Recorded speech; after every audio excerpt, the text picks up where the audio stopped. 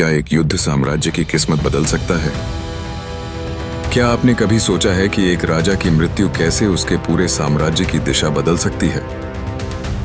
क्या आपने कल्पना की है कि जब हजारों सैनिक रणभूमि में टकराते हैं, तलवारें टकराती हैं, हाथी गरजते हैं और युद्ध का मैदान रक्त से लाल हो जाता है, तब क्या बीतती है उन योद्धाओं पर? क्या होता है जब युद्ध के बीच अचानक राजा गिर जाता है और सेना का मनोबल डगमगाने लगता है? आज मैं राजेंद्र चोल द्वितीय आपको अपनी आंखों देखी कहानी सुनाने जा रहा हूं। यह वही युद्ध था जिसने हमें इतिहास में अमर बना दिया, कोप्पम का युद्ध। हमारा चोल साम्राज्य केवल तलवारों की ताकत से नहीं बना था, यह हमारी संस्कृति, प्रशासन और अनुशासन की मिसाल था। हमारी नौसेना इतनी शक्तिशाली थी कि हमने श्रीलंका से लेकर सुमात्रा और मलय द्वीपों तक अपना परचम लहराया था। हमारे मंदिर, हमारी कला और हमारी रणनीति हमें अद्वितीय बनाती थी।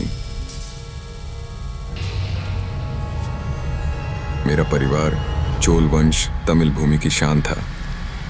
मेरे पूर्वजों ने जिस साम्राज्य की स्थापना की उसे मेरा पिता राजेंद्र चोल प्रथम और मेरे बड़े भाई राजाधिराज चोल ने और अधिक शक्तिशाली बनाया। लेकिन हमारी सत्ता को चुनौती देने के लिए पश्चिमी चालुक्य साम्राज्य के राजा सोमेश्वर प्रथम ने युद्ध छेड़ दिया। चालुक्य और चोल साम्राज्य वर्षों से एक दूसरे के दुश्मन रहे थे।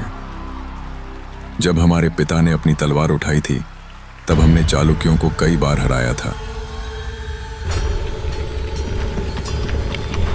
लेकिन सोमेश्वर प्रथम एक नया शत्रु था। वह शक्तिशाली था, धूर्त था और हमारे साम्राज्य के लिए बड़ा खतरा था।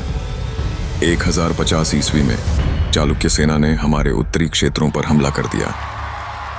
मेरा भाई सम्राट राजाधिराज चोल ने तुरंत अपनी सेना को संगठित किया और कोप्पम के मैदान में मोर्चा संभाल लिया। मैंने भी उनका साथ देने का निश्चय किया। कोप्पम का मैदान कृष्णा और तुंगभद्रा नदियों के पास फैला था। यहाँ घास से ढकी पहाड़ियां, गहरी खाइयां और खुले मैदान थे, एक आदर्श युद्ध क्षेत्र। हमारी सेना 4 भागों में बंटी थी। अग्रिम पंक्ति पैदल सैनिकों और धनुर्धारियों की सेना, मध्य पंक्ति हाथी सेना जो शत्रु को कुचलने के लिए तैयार थी, पश्चिमी मोर्चा घुड़सवार योद्धा जिनकी तलवारें दुश्मन की पंक्तियों को तोड़ने के लिए तैयार थीं, दक्षिणी मोर्चा मेरी अगुवाई में एक विशेष टुकड़ी जो युद्ध के दौरान चालाकी से दुश्मन के पीछे हमला करने के लिए तैयार थी।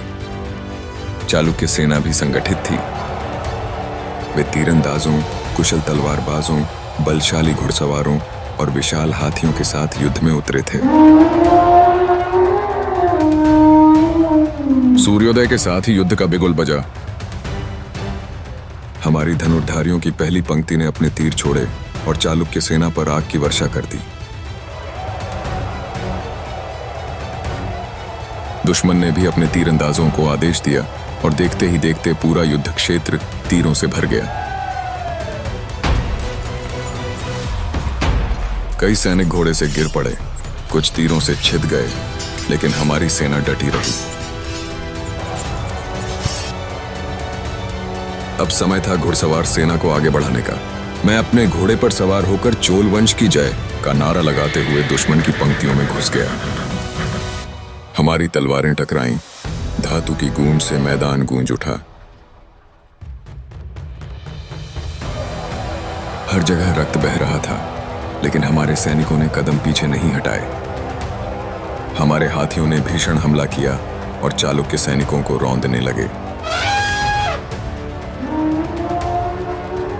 मैदान में चारों तरफ चीखें गूंज रही थीं।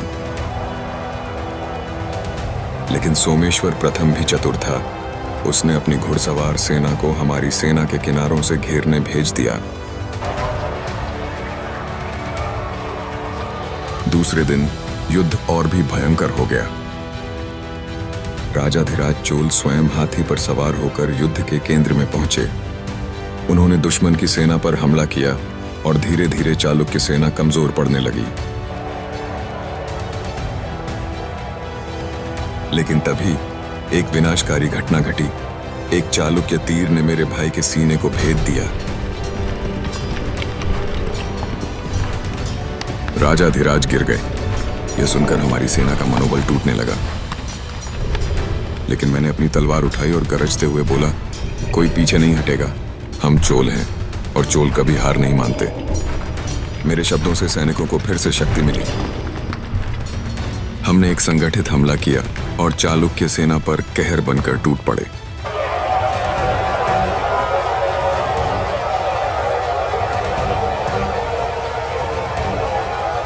तीसरे दिन हमने अपनी पूरी शक्ति झोंक दी।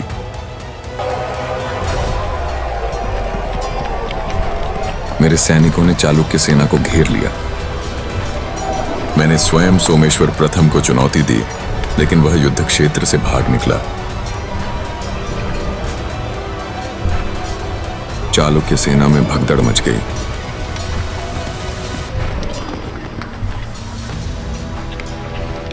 अंततः हमने कोप्पम के मैदान में विजय प्राप्त की। हालांकि हमने यह युद्ध जीत लिया, लेकिन हमने अपने सम्राट को खो दिया।